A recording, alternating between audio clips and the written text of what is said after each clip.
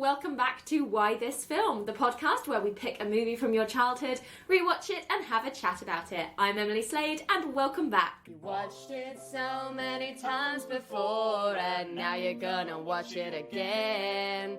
But it's been so many years since you last saw it and now you show it to your friends and they're like, what? What am I watching? Why this? What is this? Why this film? And I'm joined again today by Flo. Hello, Flo. Hello. Lovely to have you back. Thank you. It's lovely to be here. I think you've almost been in every season now, so that's fun. That's what I'm going for. Yeah, just trying to Aiming for you. like co-host credit. Well, now I know. You're gonna have to try a lot harder. And her chosen movie is 1999's Mystery Men. The IMDb breakdown. A group of inept amateur superheroes must try to save the day when a supervillain threatens to destroy a major superhero and the city. That is perfectly accurate. I mean, it is perfectly accurate. It very much misses out... it's a very generic... Doesn't mention the fart jokes. It does not mention the fart jokes. Doesn't mention... Because it's a strange vibe. So Mystery Men, I did a bit of research. It's loosely based on Bob Burden's Flaming Carrot comics, which is about a man who wears a carrot mask and fights crime in a comic book where it parodies sort of superhero tropes, as it were. And it was, I believe, it was in the 70s that it was doing this, and you can understand where the sort of humour from Mystery Men comes from. The main link is Dr. Heller. He appears in the comic book and in the movie. He makes the sort of gadgets for the carrot person. And it's literally, this is the Wikipedia entry, and I think this is where they got the main comedic tone, because unlike Batman, his fighting utility belt is filled with silly putty, rubber bands, random playing cards, sneezing powder, and other similarly frivolous items, which nonetheless can become lethal weapons in his hands. Dr. Heller upgraded Flaming Carrot's equipment after bringing him back from the clinically dead. The Flaming Carrot also relies heavily on his 9mm Radom pistol to kill his enemies without hesitation. But the silly putty helps sometimes too. Yeah. It's so I feel like that's where they got the sort of vibe from. The IMDb trivia does state that there was a lot of not arguments but back and forth as to the comedic tone of this movie, and you can kind of feel it. I think you can tell there's like a lot of different comedic beats, and I think if you're presented with all of them at once, you're kind of like, wait, this is from the same movie. Yeah. But I think it's a really funny movie. Let's talk about your relationship with it. So, I actually don't even know. It's just been in my life since I can remember. And it came out the womb with you. Yeah, pretty much. I was born aside a copy of Mystery Men on VHS. Me and my brother used to watch it all the time. Mm-hmm. We quoted it all the time. I used to play a game in my primary school playground where I was the Blue Raja. Amazing. And I'd like pretend to throw forks, and that was like I loved playing him. I would insist that all my friends watch it, so like everyone knew it. Yeah. I just loved it, and actually it was lovely rewatching it, and I still love it. Oh, brilliant. So it had like nothing's changed your mind. You know, even like I was a fairly sophisticated child, and even then I was like, oh, I don't like that joke. Like, yeah, that's fair. You focused on a fart too much, or there's a few ones where I just don't think it's funny. Yeah, that's fair. But still overall, I just think it's brilliant. Yeah, I agree to a point.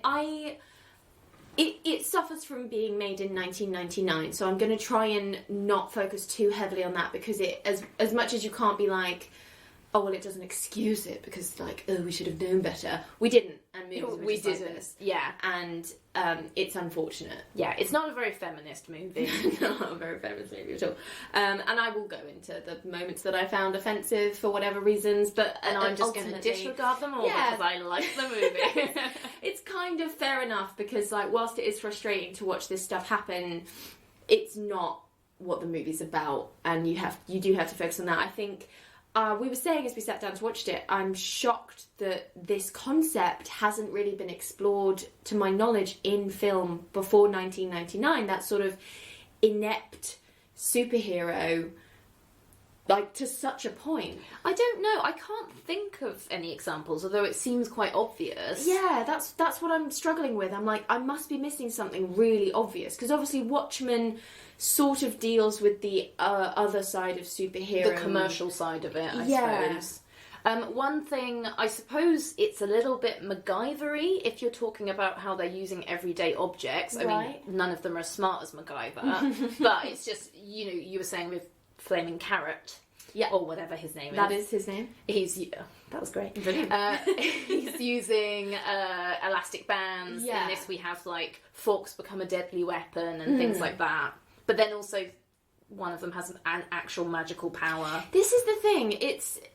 And I don't mind at all, but it is strange going back to that sort of tonally all over the place. And you and I are big fans of things that are tonally all over the place. Case in point, Hunchback of Notre Dame. Yeah. Many other examples as well. That you're just like, I forgive it because ultimately what it's trying to give me, I appreciate, and therefore everyone else can fuck off. And this definitely suffers from being tonally all over the place. Yeah, it like... What was my point? What were we talking about? We're talking about something. The tone. Because it goes from like...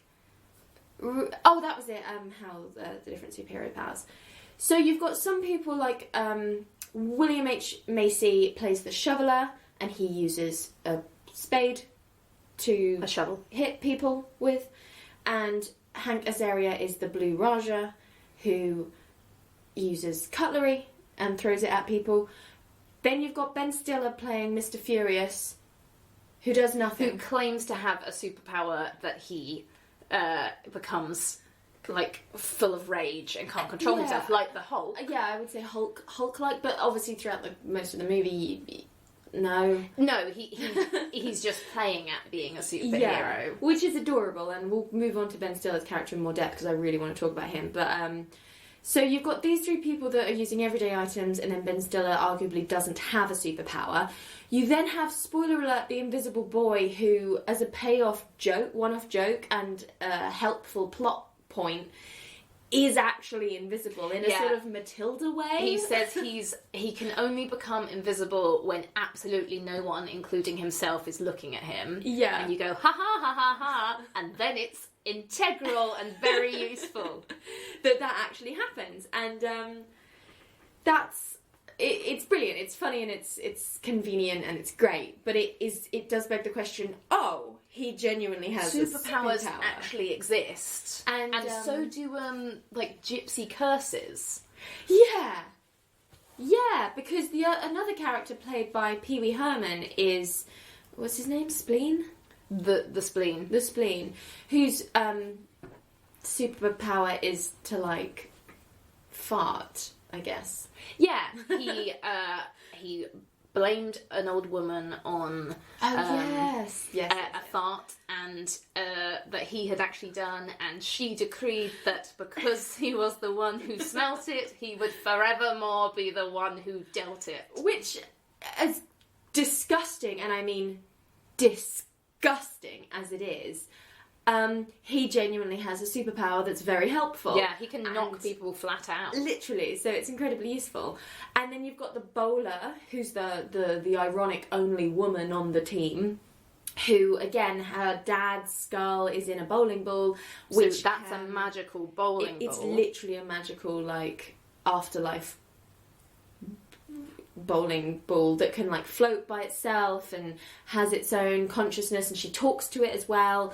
So there's a real mixture of, like, and yet the main superhero of the town, Captain Amazing, just seems to be this sort of Batman type. He's got lots of gadgets. Yeah, and he is very strong somehow. Yeah. And he's got a lot of sponsorship deals. Yeah, which is fascinating because the sort of movie gets kicked off by him essentially allowing the release of one of his old nemeses in order to be able to get back in the newspapers again and to become relevant again, because Pepsi have just dropped him, and it was a really interesting sort of thing that they didn't go much into, but it was fun to sort of have as an idea. And I think if they did try to go too much into it, it wouldn't have worked because there's only so far you can go with it. But as you were saying, you believe the new HBO Watchmen is sort of looking into that at the moment. There's some moments in, the new Watchmen where it just touches more upon the, like, heroism as a career because you can make a lot of money from it. Yeah. Which is interesting, but obviously we're mainly... this is the thing as well. We're primarily focusing on the original trio, which is William H. Macy, Ben Stiller, and Hank Azaria. And then they're sort of semi-joined by Paul Rubens and the Invisible Boy. And then obviously the woman is also there. And the woman's definitely got her own narrative going on, aside from anything else that's happening in the movie. And the other two characters are given what feel like very last minute shoehorned in scenes to flesh out, and I do that in like bunny ears, to flesh out their characters and to justify them being in the movie that make no real difference to anything. So for example, the scene with the skunk and the scene where they're like, oh, I'm afraid, I'm really scared, okay, let's go and do it. Yeah. I don't know, how do you, like, maybe I you didn't think notice they both really eagerly wanted to be heroes, and their whole arc is about them being accepted. Like, they were both the ones who were immediately rejected by the original trio, and by the end they've earned their place on the team and proven their abilities. And so I don't think they really need much more than that. Like, that was their journey. No, that's fair. And it's kind of nice that they're then paired together a lot, because they're taking that journey together and clearly making quite a strong friendship. That's a good point. It's fucking beautiful. The comedic tone, as we have mentioned, is really bizarre. It goes from being so incredibly laugh out loud funny to real cringe sort of, oh my god, stop, all of you, stop right now. And then everything is sort of in between. Yeah. I'm going to get it out the way. The use of women in this movie is trash. And it's because it's a movie about 3 male superheroes made in 1999. Versus a male supervillain who's caught a male superhero. Yeah. The women we have, it does not pass the Bechdel test. The women are the bowler, who is very unfeminine, which is why she's almost allowed to be a hero, I would argue. I like her a lot, and definitely. I found her quite inspiring as a, like, sort of female leader figure as a kid. But it's true that, like, she doesn't get that much to do. I mean, her story is built around what her dad wants her to do. Yeah. But it is kind of, you know, it's a valid female story about her sort of helping her father with something in a bid to move out from, like, under his control. I'm not slagging off the bowler too much because she's a brilliant character and she's played brilliantly and she's funny and she's very funny. It's very good, and she's got that more sort of Avril Lavigne look as opposed to the Paris Hilton vibe, and it's great. It's just then that you kind of run out of, like, other really meaningful women characters. Yeah. You've got the waitress who's a love interest. Now, I mean, God, you were rolling your eyes so loudly for the entire movie. It's a 90s movie. I know, it sucked, because they did that classic thing where she's, like, so disinterested at the beginning. She's a vehicle for Ben Stiller to learn lessons, and she rewards him with herself for learning them. When he becomes honest, she gives him a smile, or lets him walk her home. Or kisses him, and, like, agrees to be with him, and then, like, it's that classic. What I don't like is the lack of consistency within these characters, like how at the beginning of Robin Hood Prince of Thieves, Maid Marian is in a suit of armour fighting Robin Hood and like winning until her arm is burned by fire.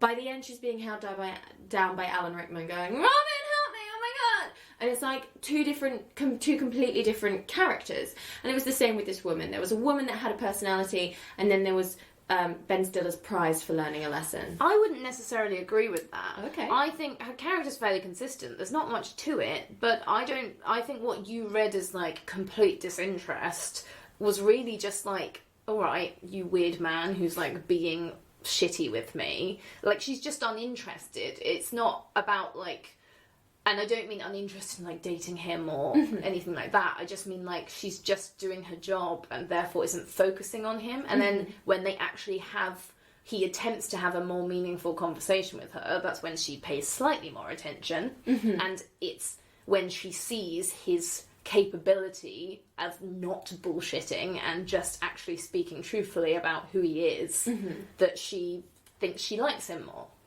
Okay, that's fair enough. Yeah, I think I was probably seeing it with a very one-sided filter. I mean, I'm not going to lie, it's following a really obvious route, and she doesn't get anything to do that doesn't fall within the, like, classic damsel in distress in a superhero story. So, yeah, she's not a great portrayal, but I wouldn't say that she literally, like, flips a switch. Fair. And then the only other women you have really you've got lots of different supervillain groups that hang out with the main supervillain, and one of them is a bunch of women that sort of wear... The furriers. Yeah, so I don't know what... So they... Fashion? Yeah, they wear fur. Yeah. And they fight by, like, swinging, like, poofy handbags and stuff. Yeah, which is fine. Honestly, it made me laugh. Like, I don't think I would complain about the portrayal of women in that specific group, because every single group, like, so to explain, they have Casanova Frankenstein, who's the supervillain, has he invites all these different evil gangs to his lair to just hang out and have a disco party. And so he's got, like, a bunch of evil frat boys who always go, oi, oi, oi. Yeah, biskies. And you've got the Ferriers, who are, like, fashion, always dressed to kill women. And then you've got is it the Not So Goody Gang, which is, like, portrayed by the actual rap group, the Goody Gang. Right. And then you've got a bunch of, like, evil businessmen smoking cigars. Yeah, in pinstripe suits. So they're all very stereotypical. So to be honest, and the weapons that they use against them, I was thinking through it in my head and I was like, you can't win regardless. But they did, of course, choose to put the shrinking machine on the women. So we got to watch their clothes shrink on them, and then we got to have a fun erection joke. And Ben Stiller says, I think my pants are getting tighter too. I still kind of laughed, but... An acknowledgement. And then I heard the frosty chill of your stare. It's fine, because then they throw the, like, argument one at the rap group, and they all start, like, yelling at each other. And I was like, to be honest, if they put the shrinking one on anyone else, I'd have been like... Well, actually, no. If they'd thrown the argument one on the women instead, I would have been like, oh, I get it, because women argue all the time. Oh, that's it. During the tryouts as well, we get to out of the, like, 9 different people in that queue, 3 of them are women. 2 of them are both dressed as Wonder Woman, and they get to have a cat fight, which again is just mainly so we can laugh at the main men going, oh, look, women fighting. Has potential. And then there's, like, Lady Period, who's like... PMS woman, who only works 4 days a week. Yeah. And is that okay? And they're all like, yes, yes, fine. Because, you know, women, funny, am I right? Scary. Periods. I'll a superpower. I'll put it to bed. I think if they were to ever visit this concept, I would really like, and I know we are with the sort of Black Widow movie coming, and we've obviously had Captain Marvel, which I haven't seen, so I don't know how many actual women are in that movie, but obviously she's the protagonist, and we've got a Wonder Woman movie, again, not full of women once we get away from her hometown, but, like, it's fine. I would like to see a superhero group that doesn't ironically only give the one woman, because you know how, like, superheroes tend to only have, like, a one woman. Like, stop. No, like, let's just... And I don't know if Watchmen has lots of women in it. No, not really. Cool. Oh, well, I mean, if we're talking about the current TV show, then the main character is a woman, and it has a number of good female characters. Oh, excellent. That's... I haven't counted. Can really ask for, but I thought you meant the book. Oh no, like, no, the book is definitely very much. But again, I agree with you. It's like, because the book is doing that as a prestige point, yeah. But I think Mystery Men is doing the same thing. Yeah, I know. But everything is prestiging the fact that there's only one woman. So there's just more and more things with only one woman. And that's the thing. I'm like, it's 2020. Let's flip it on its head now. Let's, like, put that sort of thing to bed. You know what did that great? Ghostbusters. It did. Ghostbusters 2016, not a bad movie. A really good movie. Controversial statement. Yeah. That's it. I mean, I'm trying to say that Mystery Men is good here, so I'm probably being more controversial. It is very poorly reviewed. Mystery Men? Yeah. It doesn't surprise me. I imagine people were confused. Is this for children? Is this for adults? Like, we go from like a skunk humping Pee Wee Herman's leg to Greg Kinnear getting melted in a horrific way and becoming like a very frightening sort of puppety waxwork corpse, which is responded to in a very sort of kind of way. And so you don't really know how to feel. Like, one of my favourite bits of Mystery Men is the darker humour. And I can see, we've said, it was a mishmash of different types of humour. They've all appealed to me at different times. And at the moment, that really, like, dark humour of, like, oh, gosh, we just melted that man's face clean off, didn't we? It's just very funny. And that sort of everyone just passing the blame onto each other. Yeah, that very sort of, like, terrified adult thing. I mean, I have to say, they then go on to round up together to go and then fight Jeffrey Rush. And William H. Macy gives this, like, really incredibly, like, dignified speech. And I have to say, throughout the movie, the main three give excellent performances with what they're doing. They are killing it. It wouldn't be anywhere near as good a movie as it is without those main... The cast that they have. William H. Macy genuinely remains dignified and serious without being sort of boring. He has a real, like, grounding to him, and it really works, especially against Ben Stiller's sort of childish anger. I love his, like, sad, solemn look that he gives whenever Roy, who is Ben Stiller, is getting, like, very childish or trying to pretend like his power is coming in so he doesn't have to have a serious conversation. And he looked like he's kind of mournful, and he knows like the father of three that he is. Yeah, just being like, oh, Roy. He's very fatherly, and I think he sees, like, you know, Roy's arrested development, and it just kind of feels bad for his friend and wishes he could do better. And it's beautiful. It's really a beautiful friendship. Ben Stiller should be my least favourite character in this movie because he's a man-child who has to learn stupid lessons like be yourself. He's ridiculous and makes stupid decisions. He has no powers, and it's very frustrating to watch in a battle scene throughout the movie. But Ben Stiller is so... And I've never really thought about it before, but Ben Stiller, if you're listening...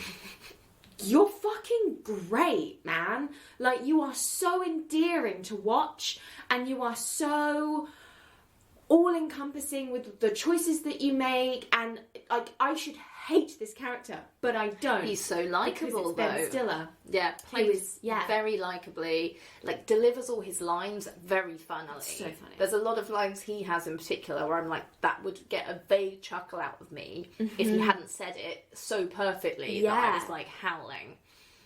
He is...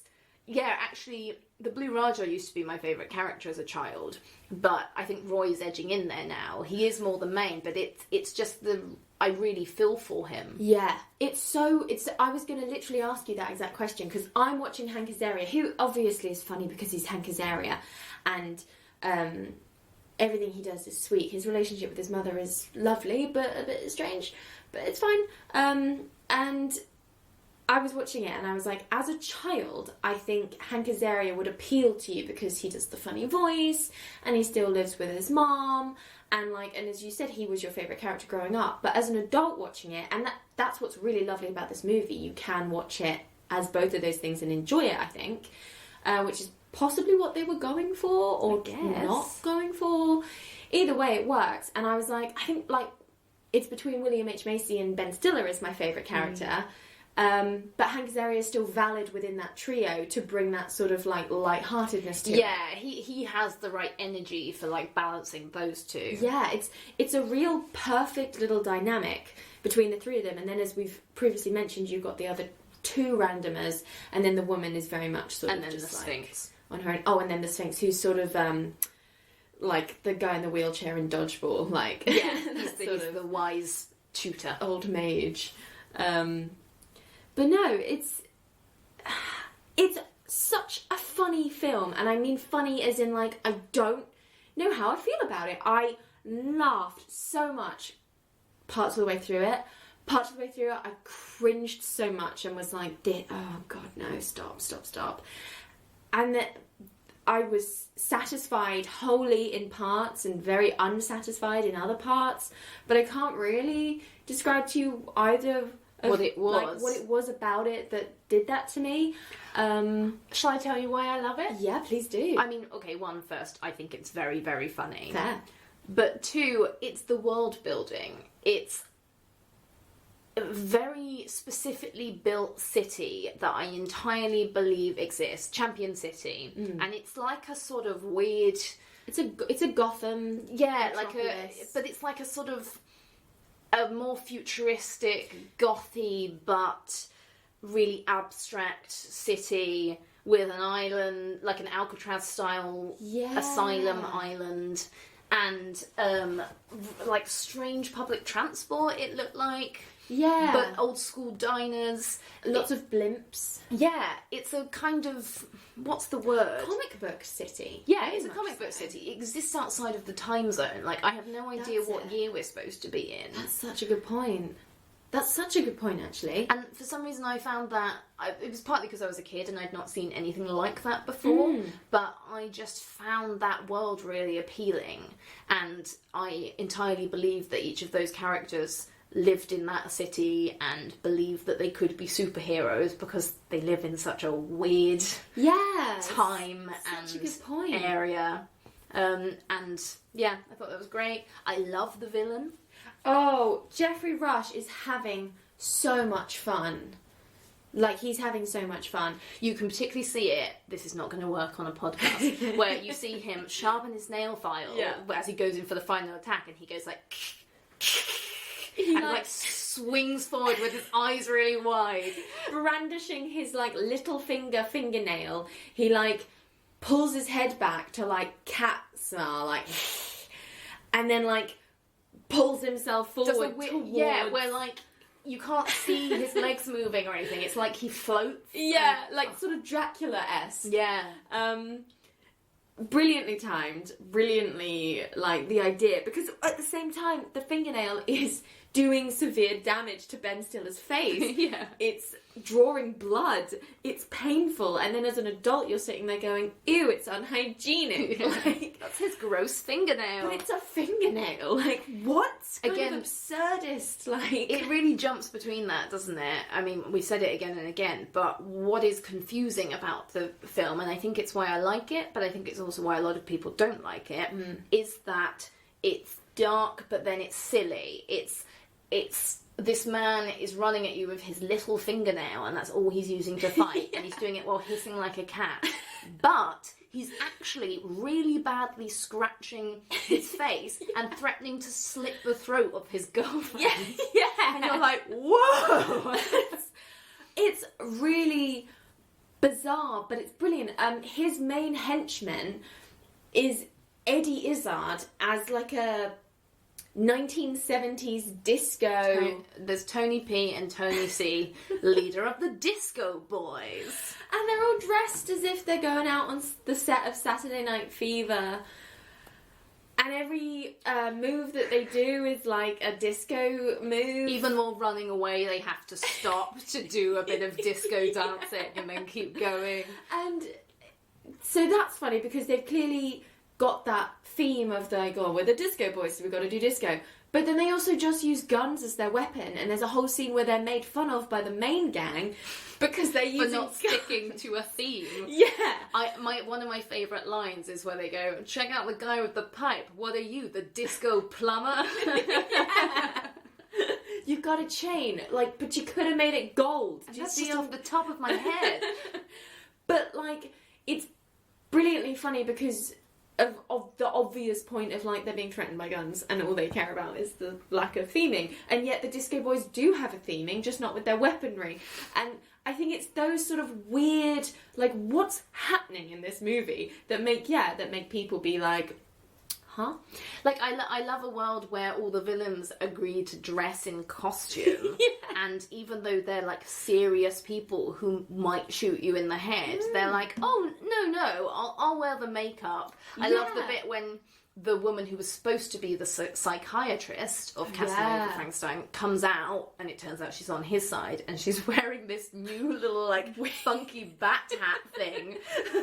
She comes out literally like how in the end of Charlie's Angels movie, they're all suddenly, like, in black, because they're like, we're evil now. Like, she very much does that, and she does the classic wearing glasses, suited up, and then she, like, comes out with Jeffrey Rush in, like, a long ball gown with no glasses on, like, I'm evil now. She was a character who served literally no purpose. I can't even remember where she went. Did she get beaten in the end? Did So she just, we first meet her in the asylum, and she's like, oh, yes, he's perfectly cured. And then it's revealed that she's evil and hangs out with him. But every time we cut back, she's there, but Jeffrey Rush is hanging out with, like, another woman and kissing her on the cheek. She's not, like, his girlfriend. She's not, like, his Harley Quinn. The one moment where I really like her is when they're having that really rowdy party with that group of very strange villains, and then there's that one shot of her, like, eating her dinner looking really, like, annoyed that she's got all these, like, rowdy people around her house.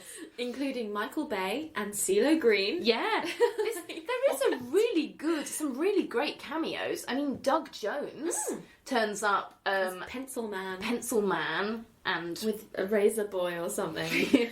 And we haven't even mentioned Tom Waits, who plays the character that jumps from comic book to screen, Dr. Heller, who makes these non-lethal weapons. And he also does chicken rentals. Is brilliant. You'll never hear me say a bad word about Tom Waits. This is the thing. I can argue until I'm blue in the face that it's a good movie, but in the end I just have to go like, Tom Waits is in it? Tom Waits wouldn't be in a bad movie. Right. Tom Waits doesn't do bad movies. Tom Waits only does good movies. And so therefore, I need you to say it. Gotta be a good movie. It is a good movie. It is a good movie. I enjoyed it. I was looking forward to watching it. What I really enjoyed about it is that I'd forgotten a lot of what happened. I'd forgotten that they fucking kill Captain Amazing, and he does. They kill him. The supervillains don't, because I was like, oh, Jeffrey Rush might kill Captain Amazing, so our heroes can come to the forefront. No, Hank Azaria kills Captain Amazing entirely by just being inept. It's like, what?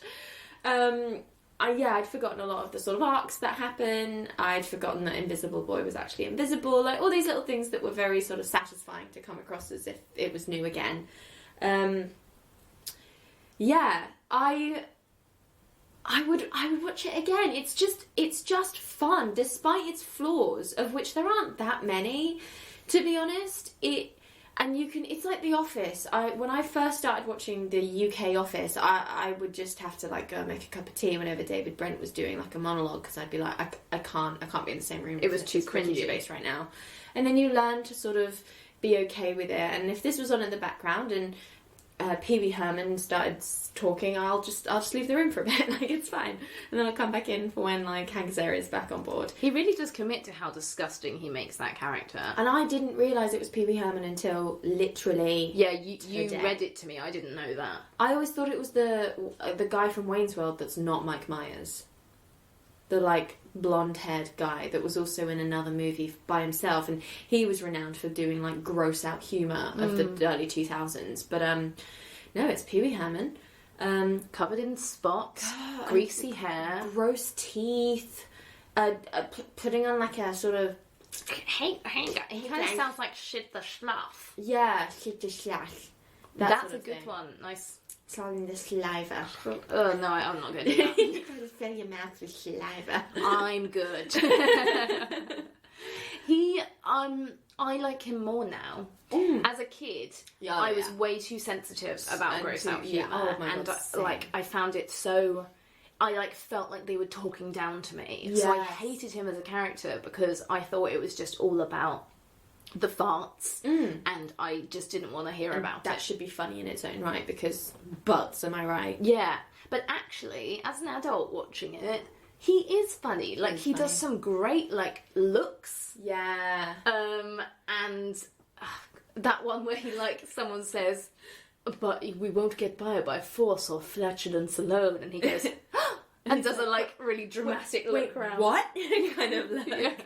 Or when Ben Stiller's storming out of the encampment and he just like continues sewing, like shaking his head. Everyone else is like paused for effect and he's just sewing away. Like... He just, it was I think it was really well performed. It's a shame he's so goddamn awful to look at. Gross. But he performs it really funnily. And I actually got a lot more... Once I was past how cringy I find his power, I was like, oh, he's like a nice, lonely guy who keeps getting, like, rejected to be hung out with. Yeah.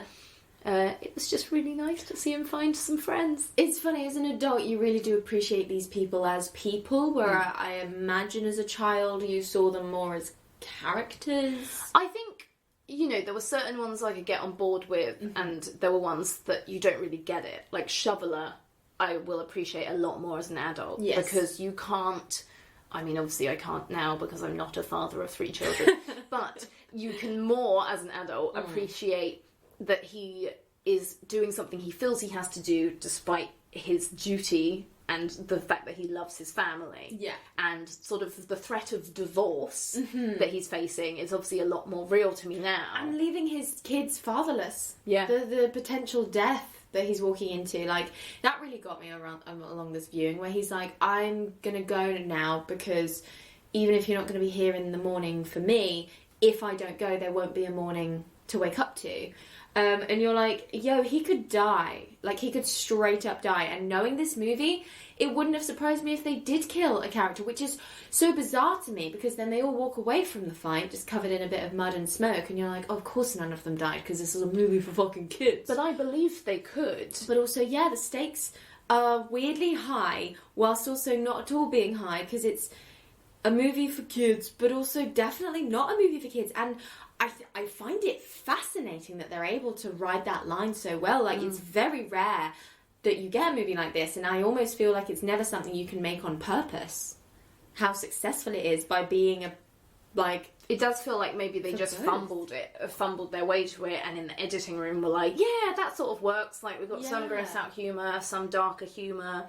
You've got villains who carry guns and will shoot you in the head and did murder Bowler's father, but we also can believe that they would just choose to kick the trio and then fling them out without actually doing them much damage at all. It's a very strange line we walk, and the moment they kill Captain Amazing, that obviously, like, suddenly you realise that people can die in the movie.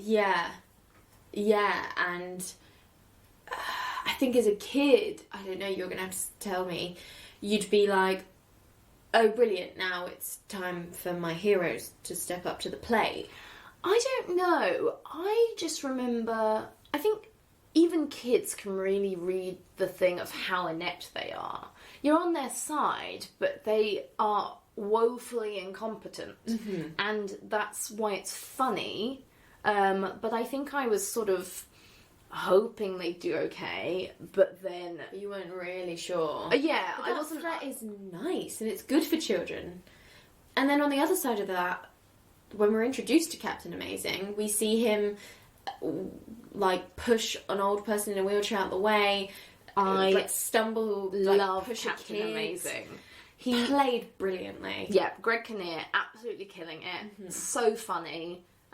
He's not in that much of the movie, but it's brilliant having that transfer where the first time we meet him, he's saving a bunch of old people from an armed robbery, and he says, hey, keep up the good work to the trio who just got completely their asses kicked. And then gradually he starts doing things like knock past that kid and push that man in the wheelchair out the way.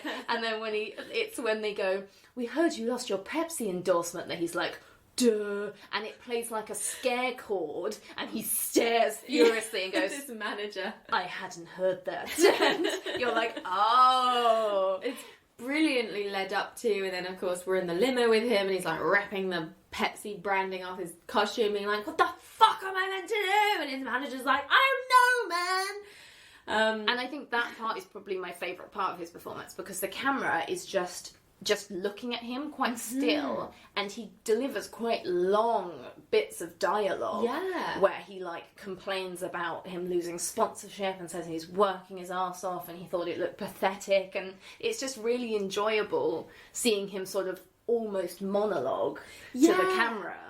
The use of camera in this movie is fascinating. They do a lot of point of view shots, like a lot of them, and I don't know if it manages to then get you into the movie more. You feel like you're sat in a limo with Captain Amazing, and you feel like you're having the door shut on you by Hank Azaria. And you feel like you're having the shoveler's wife put her rubber gloved hands on both sides of your face. I feel like that was someone that was like, okay, I've got an idea for a joke that like uses the camera. We're gonna try it. And then they like ran out of time and they were like, let's just keep it in. It is funny. It's not like anything I've seen before. It's a two-way shot that keeps going from the shoveler to the shoveler's wife. But you're right, like, she's wearing these big saying rubber something gloves. really earnest and moving, and she's saying, you're a good father and a good husband, but that's all. And she's trying to, like, you know, emotionally convince him not to go out doing his hero work. And she puts her hands slowly on either side of his face, and she's wearing big blue rubber gloves. And then when it goes to his perspective shot, like, she's stood there really close with the big blue rubber gloves on either side of the camera. It was very Peep Show-ish, that bit. Yeah, very clever and funny, and like it works, but then like they never really use it like that again. But I did really like how often they use that type of camera, and I thought they committed to it a lot more than I would often expect movies to. Like, I feel like sometimes you see something like that and it's like a cool shot that the director thought of, and then that's it. And in this, they do so many point of view shots. Yeah. Frequently, the actors are talking to the camera. Breaking the fourth wall. Like, all the time, which... But they're not really breaking the fourth wall because you are the character. Yeah. So they're talking to their friend, but for that shot, you are their friend. And maybe that's why it feels like you're in this world as well. And because they do such a good job of the world building, as you said earlier, it's very easy to slip yourself into it because you're aware of your surroundings, and now the camera is allowing you to slip into that space as well, opposite Ben Stiller in the diner or whatever. And it's fascinating, and it's really interesting, and I can't really think... Every time I think of another movie breaking the fourth wall in that way, it does it like sort of, yes, we are now knowingly breaking the fourth wall to get an Academy Award or something. Whereas this is just like, hey, wouldn't it be fun if like... I think they were just thinking about how they could frame it in a fun way, and a really good way to get you in the action is just being like, cool, you're there now too. Yeah. Ben Stiller's going to turn to you and say something. It's really bizarre. But yeah, so they sort of go through all of the superhero tropes and subvert them in some ways that we've mentioned, in that they don't intend to hurt anyone, but they do also kill two people. At least two people. At least two. Probably more. Yeah. I mean, it's interesting because they're kind of actively using non-lethal methods, but then when they find out that Dr. Heller's weapons are always non-lethal, he's like, what the hell? And they like storm out until he shows them how effective they can be. So... what are their intentions? I don't know. Yeah. Did they genuinely intend to go in and kill all of those people? Because as unlicensed... like, they're not cops. They don't have a license to kill. They would have killed all of those people and then probably have to have served time for it. I think we live in a different legal world, though. That's Everyone accepts, you know, Captain Amazing, and I think in that world there's probably some new legislation that allows the vigilante to, like, do what they want. Yeah, because I guess most people would assume you're either going to help us or get killed. Yeah. And that makes no difference to us either way. Yeah. Yeah. It's interesting. I'm trying to think of other ways that they subvert the sort of superhero tropes. I guess, like... the training is quite a good subversion of superhero tropes because it relies on the wise old master, and I really enjoy the fact that everything the Sphinx says during the training montage is just a flipping of something. So it's I'm trying to think of a really basic one. If you use your training to question, all you will train to do is question. Yes. Something. And then it turns into things like, when you can balance attack hammer on your head, you will head off your opponents with a balanced attack. Yeah. And until you learn to control your rage will control you. Which is a brilliant moment, because he says the first half and then Ben Stiller completes it and he's like, that's what you were going to say, right? That's what you were going with that? And he's like, not necessarily.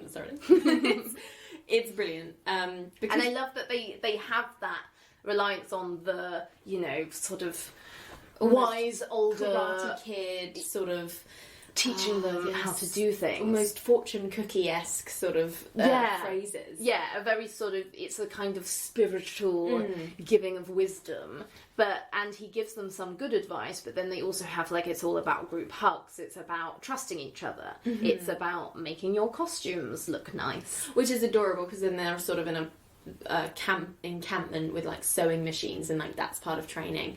One thing, I got a bunch of things to say about this bit. So, like, we're assuming that within the training they're planting a bunch of stuff, and one major part of training is learning to work as a team, and it is the group hug in the end that saves the day. Not quite sure how, because it's actually the bowling ball that saves the day. It's about getting close enough to the thing. So if they all separately try to get to the big portal, they get sucked in, but when they're all in a group hug, they're like steady as a rock. Okay. Holding my friends. Yeah. Major part of training, which I thought was really lovely, was that they were like, they did a whole thing where it's like, I believe in my powers, and everyone's like, I believe in my powers, and then he's like, I believe in my team members' powers, and they're like, I believe in my team members' powers. But again, right by the climax, Ben Stiller's going through an anxiety attack and isn't part of the team until his girlfriend is taken. Bowling ball lady is dealing with her dad. The other two are going off by themselves. Again, they don't really work as a team to save the day. Not until the very end. Until the group hug. So I guess it didn't do enough to sort of pay off that initial plan. I think that's true. I would have liked more scenes where the things they did together, like, worked really well. Yeah. And it was kind of funny that we got a scene midway through the movie when they attack the car. Oh, yeah. That actually they do have quite good teamwork. Yeah. And then we go back to them not having good teamwork. Yeah. And then they learn at the end that they need to be a good team. Yeah. It could have done better with that. It could have, like, chosen to make the car attack go worse, and then put more moments of teamwork. I forgot that the car attack happened. Like, it's a very bizarre scene. It achieves nothing. Apart from that it's hilarious. Yes. It is actually hilarious. They, like, lock the villains in the car by accident, fart inside the car. Poor Jeffrey Rush is trying to, like, meditate away how annoying they are. Is like pulling his fork down the side of the door. Keys his car with a fork, and Ben Stiller is just jumping on top of the limo, going, and he, like, gets furious and tries to tear off their little, like, hood ornament and can't do it. Yeah. It's very funny. It's very funny, but it genuinely achieves nothing. But as you say, it does show that they work well as a team as well, except from Ben Stiller working well as a team. But then when they're in the training session, it's not that everyone else is working well as a team and Ben Stiller isn't. It's sort of the others are willing to do a group hug, but Ben Stiller isn't, but none of them believe in each other's powers enough. And I don't know, there just needed to be a bit clearer distinction, maybe. Yeah, I think narrative-wise that seems necessary because we haven't really understood how their powers can be used for attack.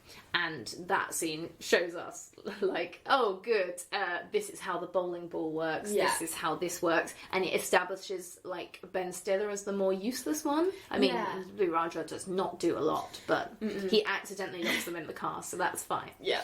And then gives a surprised look to the bowler, like, wow, I just did something.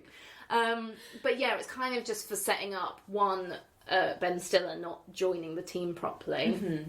and to what they can do, and then it also gives the disco boys a reason to try and shoot them later. That's true. Which is when the Sphinx turns up and cuts the guns in half with his mind. Yeah, which again was a great plant and payoff, because it was just sort of like one of those. They're very good at this. They say something that's like completely unbelievable, and then they come through with it, and it's a very nice joke. I enjoy that kind of humour very much. Unfortunately, I didn't get that the guns had been cut out. I was like, did they like break? No one did anything. But this goes back to me just not dealing well with mystery within my movies. I'm like, Flo, what's happening? I don't get it. What's going on? Why isn't anyone explaining this to me? And I can't wait. With very deep meaning, the guns were cut in half with someone's mind. And you were like, ah. That is like you said, really nice plant, and they do that a lot where it's a throwaway comment. So they say, what's his superpower? Oh, well, he's terribly mysterious. That's it. He's mysterious. Well, terribly mysterious. And then the shoveler goes, plus, I heard he can cut guns in half with his mind. Yeah. Everyone's like, okay. Yeah, it's good. It's good that it's, like, understated and then it, like, comes through. Why don't they just let everyone that applied to be a superhero that day come with them on the mission? Because surely manpower is better than specifics. I hear you, and I think in a lot of films, yes, but we're told specifically that their main problem is that they don't work together as a team. I mean, imagine trying to get all of like those people to work as a team. Fair, it's fair. But yeah, they could have been helpful. There was Waffle Man, who literally burns people with a waffle iron. He was brilliant. He had his own theme tune and everything. I think that was Dane Cook. He's like an American comedian. Oh, cute. I thought it was someone of significance because he got like 3 Quite minutes a lot of to time riff, whereas everyone else got like 10 seconds. It's a PG. Weird. Yeah. I mean, obviously, like, I watched it since I was like 6. Yeah. And I never had a big problem with it. I didn't know what PMS was then, and I remember then seeing it when I was like 11 and being like, I understand why she's so pissed off, because I never really like got what PMS woman was talking about. I thought she was just a horrible lady who turns up and berates them. And I was like, okay. Yeah, it's a weird one, isn't it? Because I see why they would want to make it PG, because I think they weren't sure if it was a children's movie or not. Yeah. But I'm surprised, because there are quite a lot of sexual references. And I do remember feeling a little bit weird as a kid at seeing the bit where they shrink the clothes of the women, because it just, it was like, it's too, I know this term comes up a lot, but male gazy. It was like, it was very male gazy. Sort of writhing around on the floor doing high-pitched shrieking. While there's, like, you could see their, like, butt becoming more and more apparent. And it wasn't, in fairness, it wasn't a really sexualised shot. No. So I think they might have thought, look, adults who see that will know that, and therefore Ben Stiller's finding it hot because their clothes are shrinking. Yeah. But I think they probably thought, well, kids won't get that that's like a sexual thing. If your kid gets it, you've done something wrong with brain. Because it's not like focusing on someone's arse. It's just like, look, it's a girl writhing around. Her skirt is getting shorter because her clothes are shrinking. But I did, as a kid, note that that was a thing. Because, like, I guess you wouldn't have understood Ben Stiller's joke, but then also have known that it was something, like, it's done in a way that you know it's meant to be funny, but you don't know why. And it's like when people used to get kicked in the balls in kids' movies, and as a kid you'd be like, yes, because kicking a man in the trousers there is painful. I don't know why, but I know that it is. But yeah, there are a number of sexualised shots and a number There's that weird shot where we're in Tom Waits' like laboratory, if you will, and there's a weird mannequin with huge boobs that have nipples on them, and the frame it's framed where there's the like 2 boobs and then like the woman superhero, and like that's a shot as she's talking, and I just noted it because I was like, why have you chosen to position your camera in a way that you're just getting these mannequins' boobs and there's the woman? Like, it felt like you were trying to be artistic, but it just looks stupid. I feel like it was just a kind of cheap joke where it was supposed to be like she's completely ignoring the weirdness of the surroundings and she's just talking to him, but there's a fucking mannequin there with its tits out that they're all like politely ignoring that he keeps in his like weird warehousey. He lives, his little den that is situated in the fun house of an abandoned carnival. So yeah, I think it was just kind of a weird joke, but that in itself was weird. I mean, I know it's just a mannequin, but it's just, there's a shot in this movie where there's just a bare pair of tits, like largely the focus of the shot. Literally, like a couple of times as well. I think that's what it is. It must have been impossible to market. I know it was severely did not make its money back. It budget of 68 million and it grossed 33 million worldwide. But it deserved better. Well, I look at the poster, and this is one of the posters where it's 1, 2, 3, 4, 5, 6, 7 of the characters are on there, and they've all got it's very weird. They're sort of silhouetted black and white. Oh, it's kind of purpley. But then they've all got a sort of splash of colour behind who they are. It's really, really strange. I look at this poster and I'm like, what is this almost movie is about? like a poster for like 300. It's that kind of like colour scheme. Like a graphic design. Yeah, and that looks very dark for what it is. Yeah. But then if you went really colourful, then I think parents might be a little horrified at like, you know... Greg Kinnear's melting face. Yeah, which scared me as a kid. Although I did still find it funny. Yes. And, like, there's nothing wrong... Like, so many Don Bluth animations and Disney animations have terrifying, terrifying nightmare-inducing things in them. It's important. It's good to freak kids out a little bit. Definitely. And this was one of my prime childhood, like, I can face this fine, but that is fucking freaky. Yeah. Greg Kinnear You want your nightmares to come from melted. Greg Kinnear's melted face, not from anything genuinely tragic and human when you're, like, 10. Do you know what I mean? Like, yeah. I'd much rather be frightened because... This man in the Simpsons book had big ears. Oh, don't even talk about him. That actually sent a weird thrill through me. Like, you've freaked me out now. I don't want to think about the Simpsons man with big ears. You know, rather than because, like, God forbid you're a child of, like, abuse or, like, your parents have died earlier. Like, do you know what I mean? Like, just to be really, really tragic about it. On this podcast about mystery men.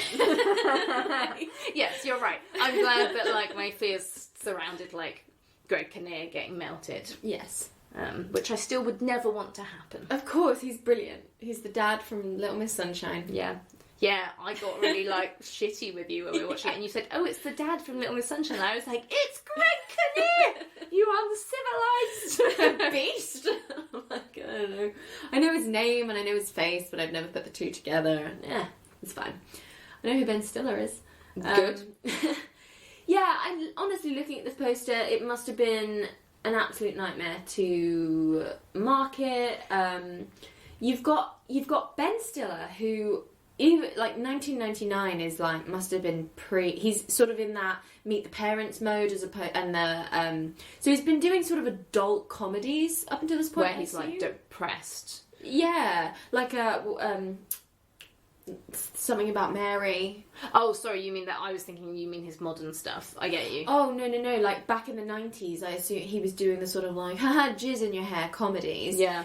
Then he does this, and then he continues to do things like Dodgeball and Zoolander and stuff, which are for adults. Well... I mean, this movie has similar feelings to Zoolander. Yeah. It's the same kind of, like, really absurd characters that don't exist in real life. Like, the jokes being all about sort of ineptitude and, like, stupid exchanges where one person's trying to explain something to someone and the other person's just not getting it. Yeah. Maybe it's because it's a superhero movie... But we hadn't gotten meta with our superhero movies yet. We were still very much... We're ramping up in 2 years' time. Spider-Man with Tobey Maguire is going to be released. In 1 year's time, X-Men is going to be released. Yeah. So this is pre the superhero hype. I imagine if this came out in, like, 2009, like, just 10 years later, perhaps it would have done better. Maybe. It's true that it probably was quite early to be trying to make superhero trope jokes. when we maybe, as the viewing public, hadn't had enough superhero. All we'd had is the Batman, and we'd gone from 1989 Batman to 1992 Batman Returns, then Batman Forever, which shared a lot of sets with this movie, and then Batman and Robin possibly came out the same year, which is famously a piece of shit. So perhaps people weren't in the mood for superhero they were stuff. like, oh no. But I can't tell that this is a superhero movie. From looking at it, I'm like, something about miners, because the like William H. Macy's hat really stands out. It's I can see how it's a hard one to market, but it also is, people who saw it didn't seem to like it. And like you said, I don't know if it's that I mean, I'd love to believe that it was ahead of its time, by like making fun of movies that haven't come out yet. Well. But it's also I think it's a bit of a mess, and I enjoy it for that. But I would have loved to have seen a movie that had a little bit more thought and care put into it, that had been tightened up and really had a vision as to what it was trying to say, as opposed to just, it doesn't even seem to have anything really to do with its source material, which was a 70s comic book. They just clearly sort of saw that and was like, that's a cool idea, like, let's make fun of superheroes. And Greg Kinnear is very much Batman. So they're maybe riffing off those 4 Batman movies that had come out. And as you say, perhaps if it was made now, like, my God, if there's ever going to be a time where people are sick of superhero movies, it's fucking here in 2020, having had Avengers Endgame come out this year, last year, like, now's the time to reboot Mystery Men, because also it's 90s and we're in a massive nostalgia throwback to the 90s. Oh yeah, that's true. That is true. We'd have to change some of the plot and stuff.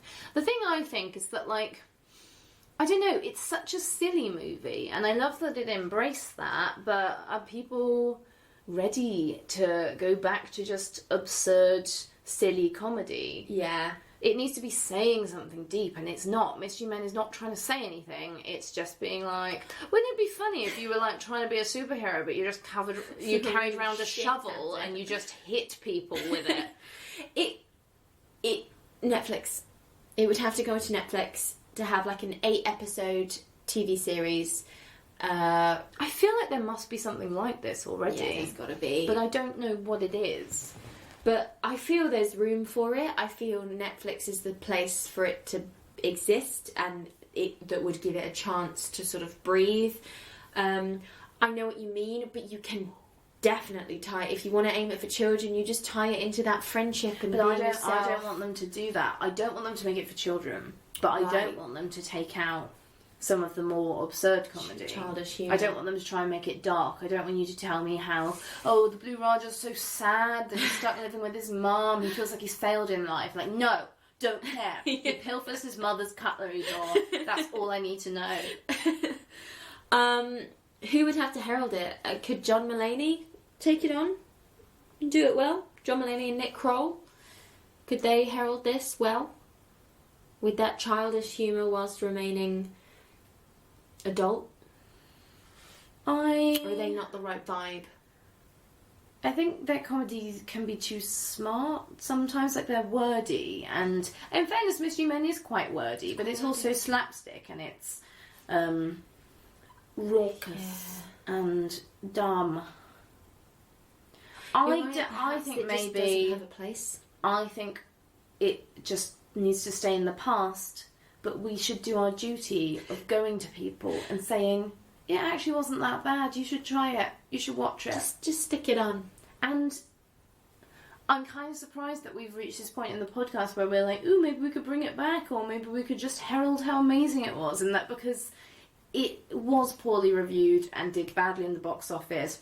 And when I go online and try and just find out some stuff about one of my all-time favourite movies, it's just people writing comments like, I can't believe how shit this was. This was awful. And I'm like, what? What the hell are you talking about? Did people that you showed it to when you were younger feel the same as you, or feel the same as the people online?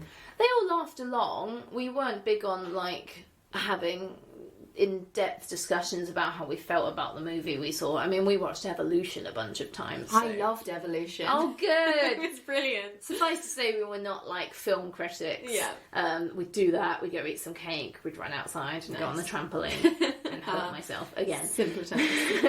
Good times. But I just always liked it, and we used to quote it a lot. I think it has some really clever lines in it. It does. I mean, out of context, you always quote the, even though it has no relevance to anything in normal life, that's sort of like, oh, well, Captain Amazing is Lance, whatever his name is. Not this again. Lance whatever Lance Alvers? Something like that. Lance Alvers wears glasses. Captain Amazing doesn't wear glasses. He takes them off when he transforms. This doesn't make any sense. He wouldn't be able to see. It's brilliant. I bring that up every chance I get. Because then, of course, we get a wonderful moment where it's William H. Macy that says that.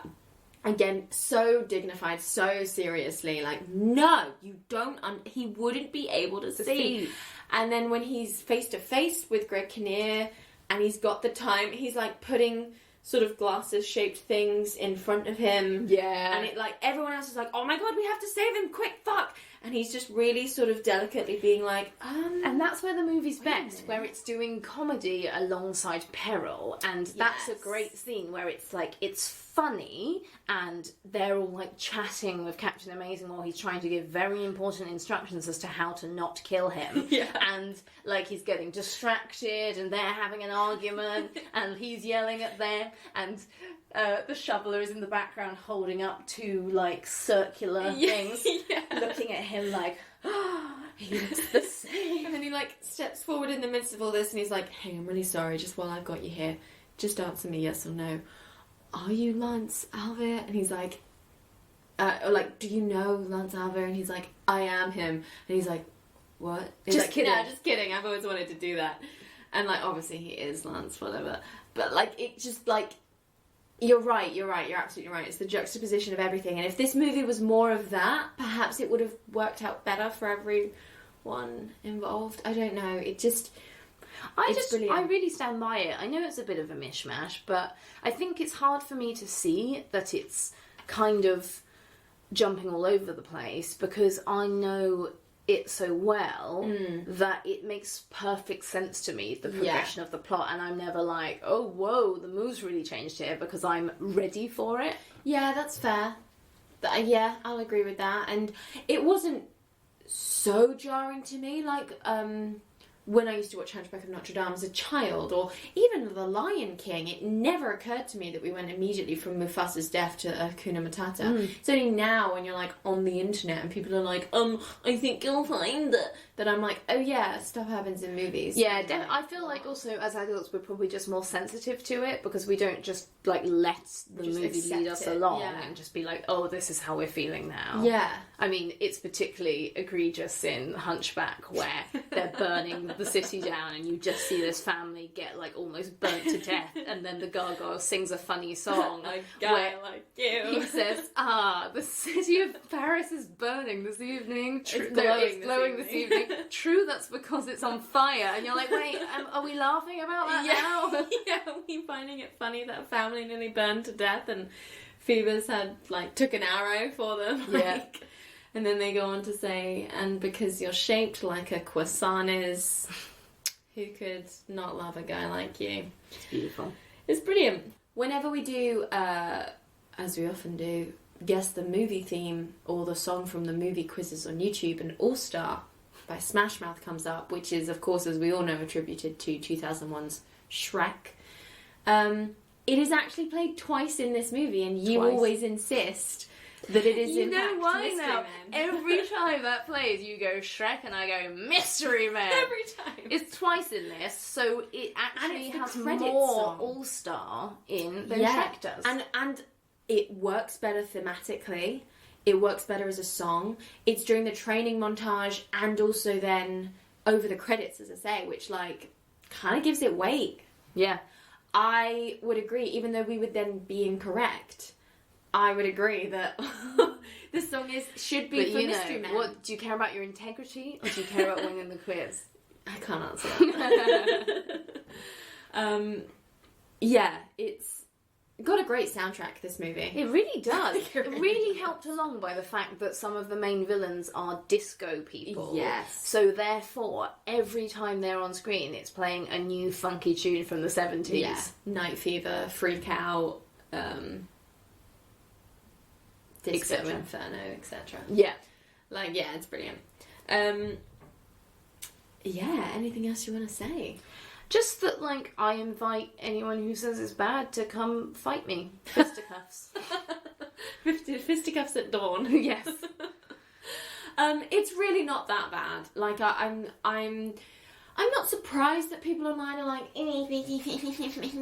especially nowadays in a world where we like tear things apart. It's not helped by it's an old movie now. I think very it's of much its so. time, and I know it's a little bit shambolically put together. Yeah. I think a lot of that adds to its charm to me. It's like Yeah. a childhood movie, and yeah, the humour is all over the place, but that's part of it. Kind of works, and I enjoyed it as an adult, having not watched it as a child. I do run a podcast where I watch children's movies because I love them, so I'm often more susceptible to a children's movie where another adult may not be, but I feel there's a draft of this on a cutting room floor somewhere that's at least a 12. Perhaps if this was re-released in the cinemas now, it could even warrant a 12 for certain parts. Like, I don't know, like... But don't let the PG rating put you off. It's a jolly good romp. It is And a good romp. It's a brilliant cast of actors. It is doing an amazing cast. brilliant performances. Like, they really are. As I say, it's really made me think about how good Ben Stiller is and why he's as popular and as famous as he is. Yeah. Belongs where it is. Good. But good. Like, I did enjoy it. I made my points that I had to make. Yeah, I agree. It's not a good thing for Vehicle women. for women, but it's fine. That's not what it's about. What it is about is it does well, and I literally laughed out loud so many times. So you can't deny that it's not. You can't deny that it's funny. Yeah. Like, it is very, very funny. And even if you just want to watch clips of it, or do you think they should watch it in the whole?